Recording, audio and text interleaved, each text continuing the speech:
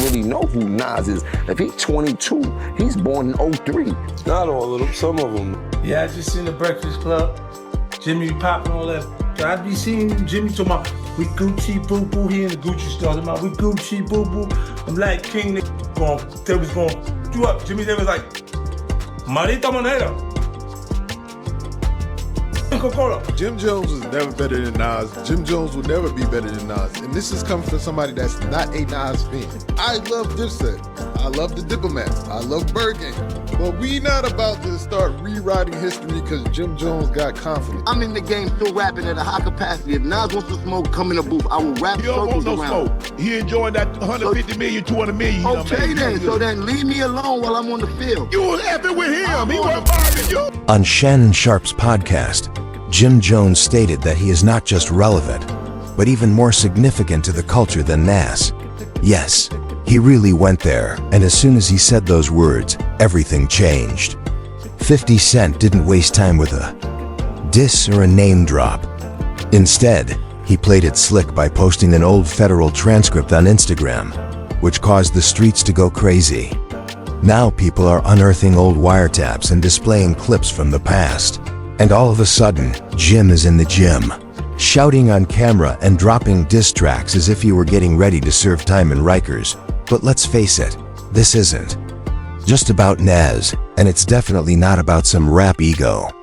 Giving the industry a strong reminder to remember who is untouchable, and perhaps even making fun of the reasons why some people manage to avoid facing federal charges. Jim may have been attempting to show off, but he's opened a door that could bring back heat from all directions. The reason why Jim always brings up Nas is because the tension didn't just appear overnight. It dates back to 2002, when Nas went off on Hot 97 and disparaged Cameron, calling his album whack without even explaining why. This beef has deep roots and is bubbling louder than ever. After that, things got really messy, with Jim Jones jumping in headfirst without hesitation, and Dipset throwing jabs through mixtapes back and forth as if it were open season. Jim took it personally, saying he'd smacked the Kofi off Nas, and maintained the same energy in his songs like We Fly High. Just a year ago, Jim was showing love to Nas instead of just hurling shots. I never got to, did I ever got to see Nas? I never got to sit down and have a conversation with Nas and things like that. I had called you about it and things like that. That was like still one of the people that I never got to have a conversation throughout my history of rap and things like that. I think I would love to have a conversation with Nas. I wouldn't know if he knows it, but Nas was one of my all-time favorite rappers coming up and things like that. I've heard you say that. Since the barbecue and things like that. Like he really put the whole dope boy rap, crack hustler, get fresh rap into perspective before anybody. When Jim appeared on Fat Joe and Jadakiss' podcast, that admiration quickly changed to disdain, and Fat Joe expertly stirred the pot. We saw a clip on Instagram where a young kid was comparing you to Nas and saying that you got that's my young boy. Big hits. He's wild. Yo, he looked to you. He learned how to wear the BB Simon belt from you. He got his swag. Like, how crazy is that? Because in my era, you know what I'm saying? Nas is like a god. In my era. You understand what I mean. That moment may have remained buried in the chronology, but Jim wasn't about to let it go. He wanted to delve deeper. Nas is like a deity in my time. But remember, Nas' first record, The Barbecue, came out when I was in 11th grade. Yes. So Nas was my idol when I was young. Like you did, we came to dressing, the wordplay, the music, everything. I was a superior Nas fan. Period. I'd never take that away from him. But then as I got in the game, you gotta realize that your rivals would be idols, and not to take anything away from that, I developed my own style and my own lane that these kids start to gravitate towards the same way I gravitated towards Nas when I was younger and things like that. It's a whole different generation. We're talking about Nas from Queensbridge, the man behind Illmatic, the voice of God's son, King's Disease, the same Nas who was still selling out Madison Square Garden in his 50s. But Jim didn't blink. He stood 10 toes down on that statement. No backpedaling, no regrets. That interview didn't just stir the pot. It flipped the entire thing, lighting it up and leaving the flames blazing. And then, out of nowhere, he dropped one of the wildest takes we've seen in recent hip-hop discourse. Came into light and started going crazy that these kids love me. They don't really know who Nas is. If he's 22, he's born in 03. Not all of them, some of them know. You know what I mean? A lot of them know. Jim appeared on another platform, this time for Shannon Sharpe's Nightcap with Chad Cinco Johnson, just as the smoke had barely dissipated, ostensibly to give an explanation, but instead he added fuel to the fire. Me, Jim Jones.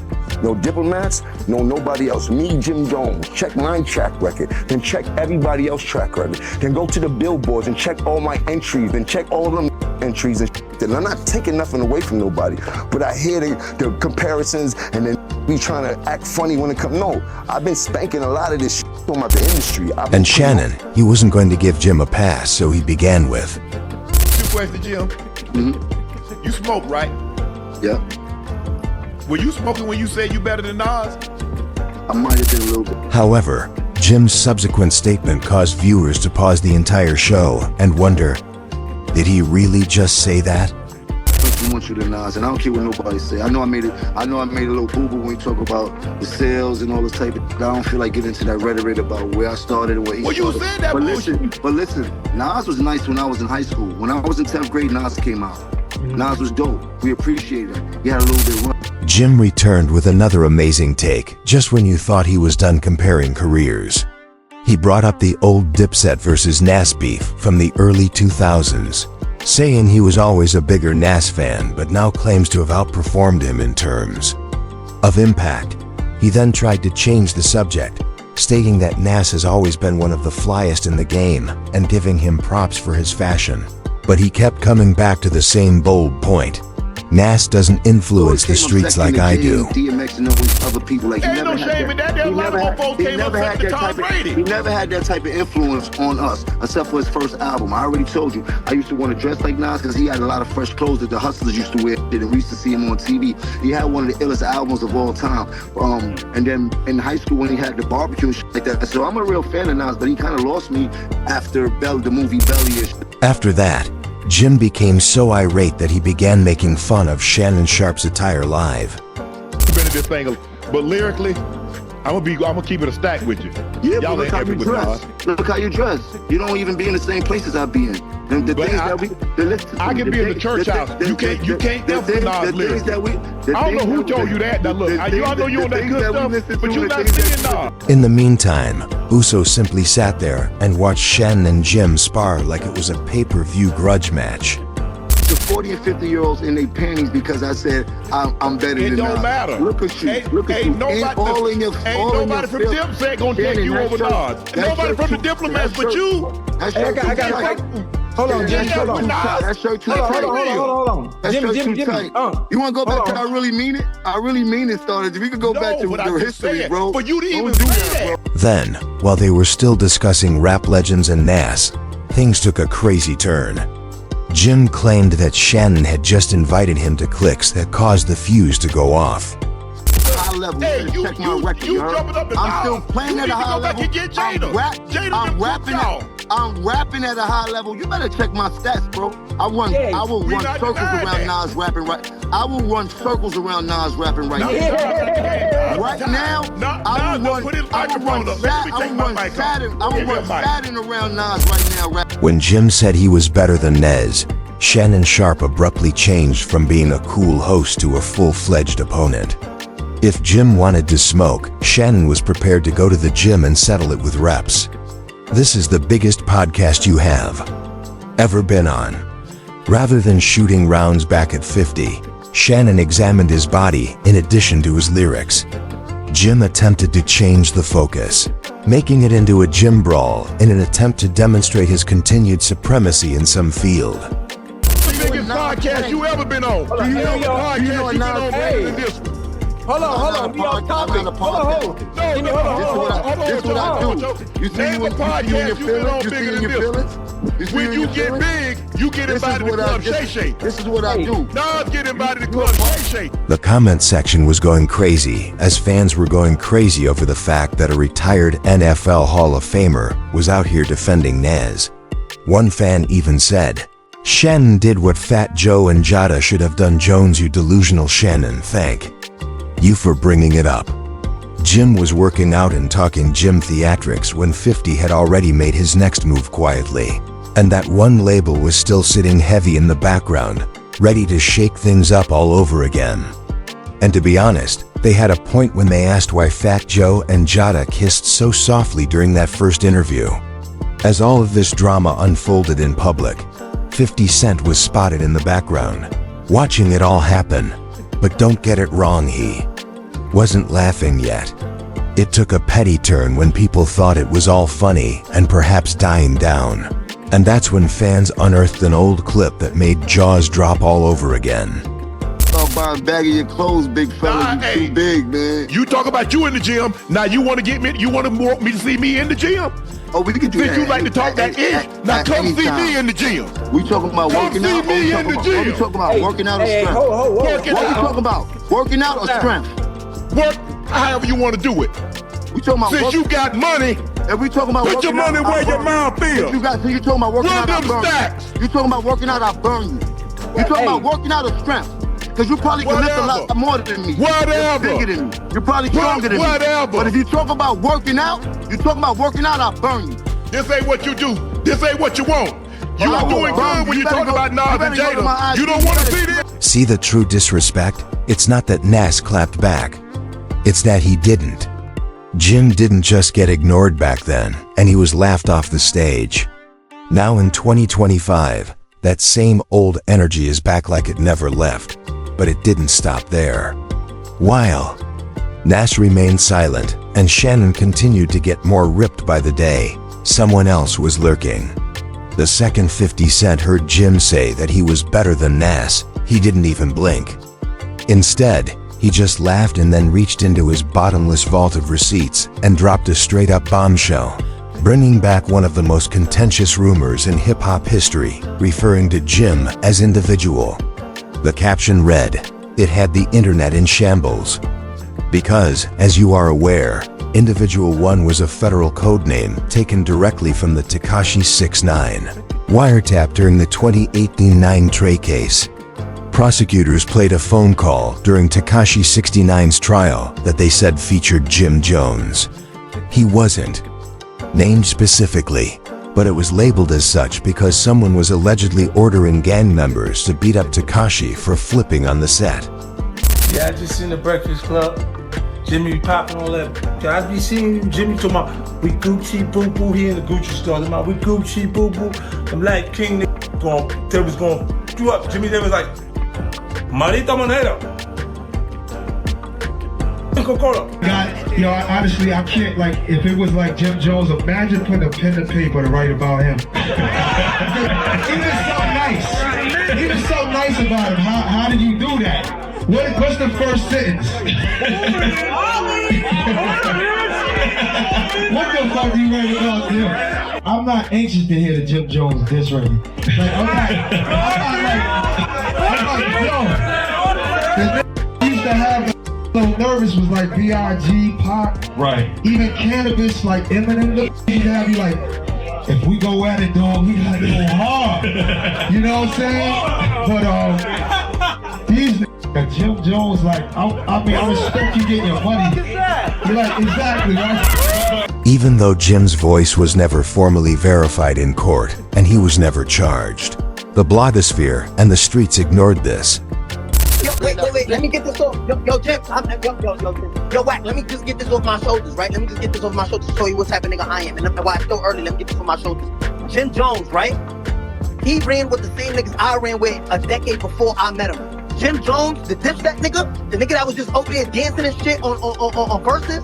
Jim Jones was running with Shotty, Cafano Jordan, right? Mel Matrix, John Mel Jones, Road Murder, Roland Martin. He was running with Fuquan, I forgot his last name, Fuquan some shit. He was running with all of the cats I ran with and got his daddy for. You know what Jim Jones did? That nigga did not take care of none of them niggas. Cause when I ran to them niggas, Shotty was sleeping on the rug on fucking Madison between Tompkins and Troop. Mel Murder was on Gates and Marcus Garvey with his baby mother. And most definitely not to 50 Cent, who never forgot that moment. Now that Jim was trying to entice Nas into a fight by puffing up his chest on his podcast, 50 saw the ideal opportunity to remind everyone of the time. He dug into the depths of his Instagram vault and reposted a meme that he had once erased in a flash, the one that made people whisper, so that's why they didn't pull him in. When the Shade Room published an update from Tekashi's court case. In 2019, a verified courtroom reporter claimed that Tekashi had named Jim Jones as a 9 Trey member. 50 couldn't contain his excitement and leaped into the comment section. Then came the now famous video of 50 looking frightened and trembling, saying, "I'm afraid for my life.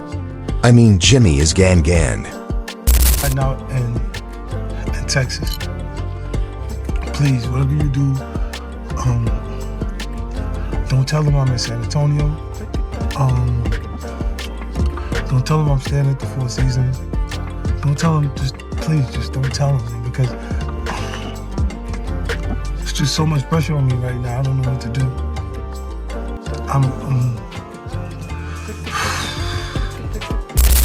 The internet is dying of laughter. Jimmy tight, but this is when things start to change. Nas 50 had been making fun of Jim for years, but this recent incident finally gave him the go-ahead to start dragging him around once more. This whole feud didn't begin with him. Cameron saw it for what it was, especially since Dipset's internal drama was already leaking out. When 50 invited Jim Jones and Jules Santana on stage at a G-Unit event in 2007, while Dipset was already collapsing. He was your man, like on the side, like on the side, just he was not a rapper at all. Right. So when Ballin' took place, and I'm looking and I'm going, oh, he having a moment. That's the Lloyd Banks. It's Lloyd Banks thing. He wanted that. He was watching them be that, like Mace be that, and Cam be that, and looked at, and it was finally he had one. Mm-hmm. And I just looked, and I knew I just took the shot, Murder, to see, because I wasn't sure he was gonna go for it. But I was like, we like Jimmy better than you anyway, Cam. You gotta watch to see how he responds. When you see, he like, oh shit, he really like that. give me this, get your Jimmy. Yeah, tell him we want you at the show, Jimmy.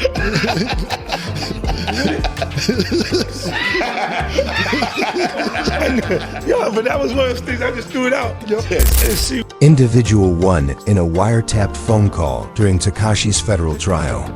Years later, prosecutors played that wiretap in public court, despite the fact that Jim was never charged. But the Namastuck-Individual was stuck, and snitching rumors went viral online.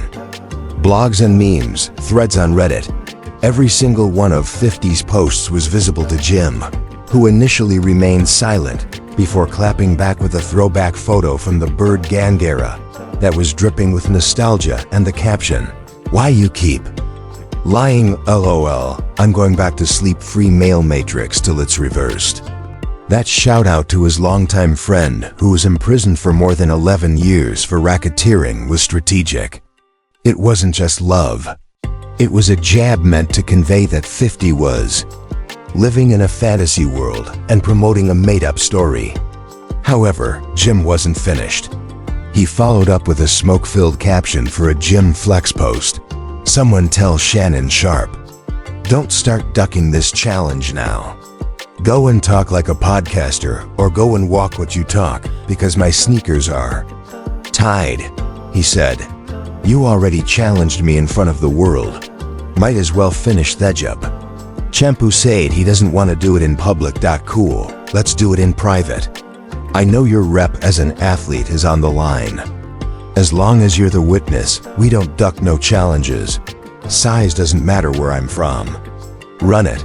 So while 50 was still trolling from Theside to Lines, Jim was lacing up like he was heading straight into battle. And just when people thought he was going to ease up, Jim posted another dagger. If you 40 and up arguing with me about, nah, you already lost now. It wasn't just rap talk anymore. It was generational smoke, Jim. Smoke, street smoke, all at once. You fell for the bait. That's what Jim posted as his stream started climbing again, like clockwork every time. The Mel Matrix stuff goes viral, his numbers shoot up, and he loved it. Jim used the moment to school the older generation, saying they were stuck in the past.